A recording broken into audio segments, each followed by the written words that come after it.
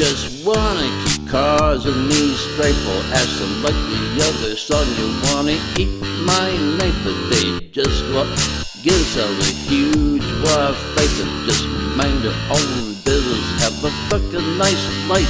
The people didn't do anything wrong to you, want trouble with you, you're biting off more than you can chew. Cause if you really think to me I'll be not nice, I tell you with me you fucking better think twice. Hi everybody, OPT50 here, also going by OPT50 for a cool version of my name that's shorter to read, although not shorter to say.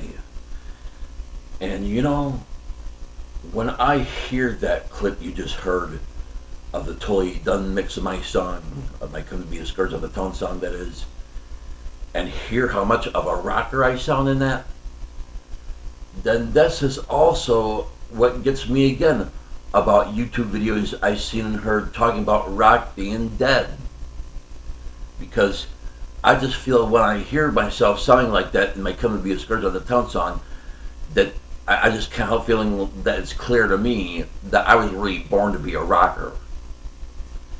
And I still feel that rap and hip hop still sounds cool, but also at the same time, I also like to be using my voice to its full potential, and I still like singing. Yeah, rapping, I feel that rapping is still cool to do sometimes, but then I still also really like singing. I realize what I've heard him say in the past, in past YouTube videos about being a music artist these days, about needing to evolve with the times. And that's the reason why I tried to incorporate enough of the hip-hop sound in my songs with a bit of hip-hop instruments, even though I make it a mainly rock. Yeah, I believe that these days, both independent music artists like me, as well as major label music artists whose songs are mainly rock, but they're just mixing a bit of the hip-hop or even trap sound to stay relevant with the times. I feel that we all have to do what we can to try to help bring rock back. Yeah, because I really love how much of a rocker I sound in my Come to Be a Scourge on the Town song. And it makes me love still being a rocker, or for sure still at least mainly a rocker, and makes me feel that you know that this is what we have to do is we all have to try to do what we can, all us independent and major label music artists who, you know, whose songs are, you know, mainly rock, who maybe start out with songs being all rock to begin with, but then again, just to evolve with the time, to be relevant with the times, just started adding in the hip-hop or even trap sound. That's what I believe that we all have to do, is do what we can to help try to bring rock back. Because that's where I feel that, you know, that rock can't totally die. Also, like I'm sure I said in the past, also a thing that really makes me feel like I still need to be a rocker is because of when it comes to singing about the things of people and the system and societies these days that's not right, that are real hot buttons of mine that I can't help really getting my frustrations out about. Yeah, when it comes to that kind of stuff that I can't help feeling like needing to get my frustrations out about, I just can't help feeling like nothing else really does it for me but hard rock. I'm sure everyone who's played my last two snippet videos of my Come to Be a Scourge on the Town song, that I'm, you know, the surest that had not only the first chorus part, but also a second chorus part that I have in this particular song. You know, that I say, hey, stay the hell out of my way, bear, what did you say? Or if I can make you pay.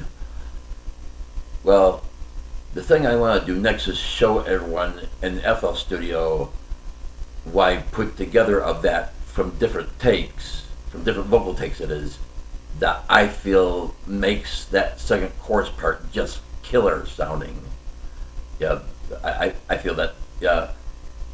Well, I already had take 9 in there in FL Studio.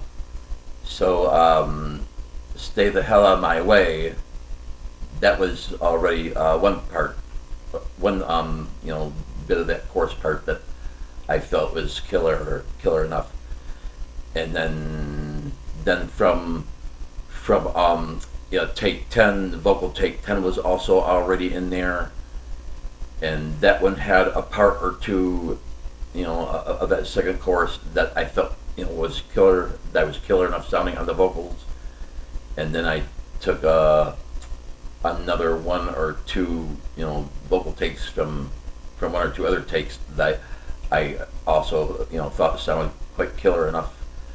And then I just put all those parts together to make the whole second chorus part, to make a whole killer second chorus part like that.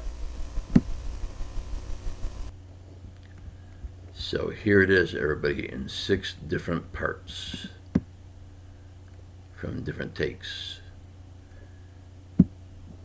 See, this one and this one are for sure from 2 different takes that were already in here in FL Studio, that I already had in here. And then I'm sure that one was from a different one, from a different take in Audacity that I didn't have in here already, and so is this one. And so now I'll get it playing so everyone can hear how killer it sounds. Hey, stay the hell out of my way. Better watch what you say. Fucking make you pay. Hey.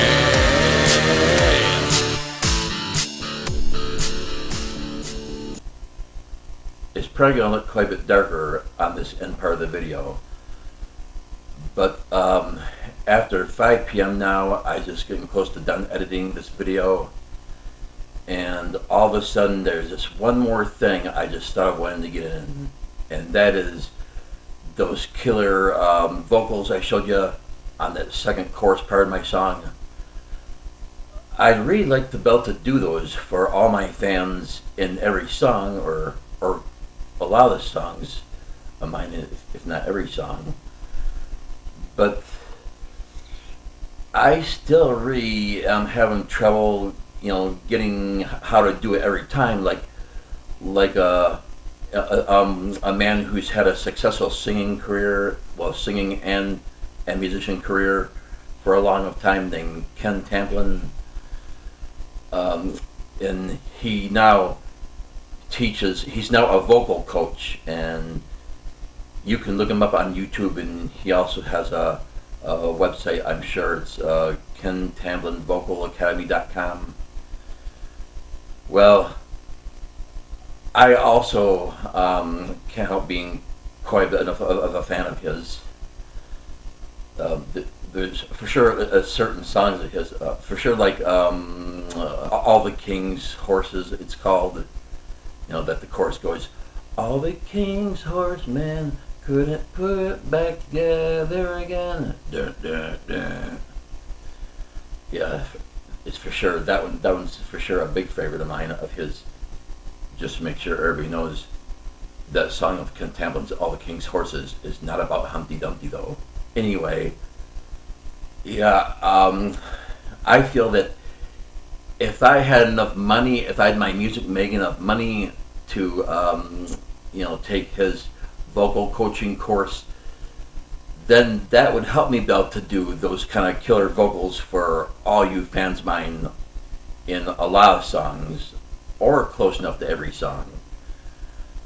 But see, right now I'm still having a hard time getting down the way that he says to do it on YouTube without still hurting my throat. And that's the point that Ken Tamplin says, that when you try to to do vocals with the natural vocal distortion, like big rock singers and heavy metal singers, that and you don't know how to do it right yet, then that's the point that you're gonna be in danger of destroying your voice. And I'm sure that a lot of you out there don't want me to do that. You don't want me to end up destroying my voice, because then that's over. Then then I won't be able to bring you any good songs that like I'm bringing you with "Come and Be a Scourge on the Town," and like I'll be bringing you with the Northside Madness and other songs like that.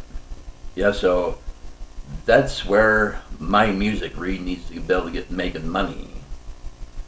For everything from selling these T-shirts to my music selling online and being able to get paying show opportunities in the near future.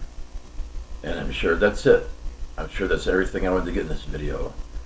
And to all current subscribers of mine who like this video, I'll appreciate if you want to click the like button. And to all new people who are just seeing this video for the first time, if you like this video, I'll appreciate if you want to both like and subscribe. And again, I'm Overbridge Tim, also known as OPT50, for a cool version of my music artist name that's just shorter to read, although not shorter to say. See you next time.